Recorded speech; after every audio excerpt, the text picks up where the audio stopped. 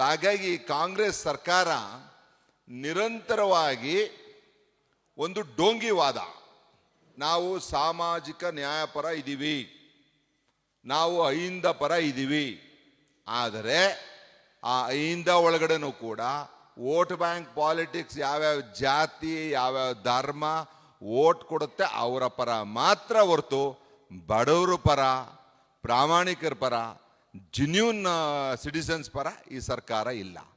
ನಿಮಗೆ ಗೊತ್ತಿದೆ ಸ್ನೇಹಿತರೆ, ಇಷ್ಟು ಹೋರಾಟ ಮಾಡಿದ ಮೇಲುವೆ ಬೆಳಗಾವಿ ಸೆಷನ್ನಲ್ಲಿ ಬಿಲ್ಲನ್ನು ಪಾಸ್ ಮಾಡ್ತು. ಅದು ಹೆಂಗೆ ಪಾಸ್ ಮಾಡ್ತಾರೆ ನೋಡಿ, ನೀವು ಯಾರು ಇದನ್ನು ಗಮನಿಸಿದಿರ? ಬೆಳಗಾವಿ ಅಧಿವೇಶನದಲ್ಲಿ ಎಲ್ಲರೂ ಹೇಳಿದ್ದಾರೆ, ಬಿಜೆಪಿ ಸದಸ್ಯರುಗಳು ಪ್ರಸ್ತಾವನೆ ಮಾಡಿದ್ದಾರೆ, JDS ಅವರು ಪ್ರಸ್ತಾವನೆ ಮಾಡಿದ್ದಾರೆ, ಇದಕ್ಕೆಲ್ಲ ಉತ್ತರ ಕೊಡಿ ಉತ್ತರ ಕೊಡಿ ಉತ್ತರ ಕೊಡಿ ಅಂತ ಎಲ್ಲ ಕೇಳಿದ್ದಾರೆ.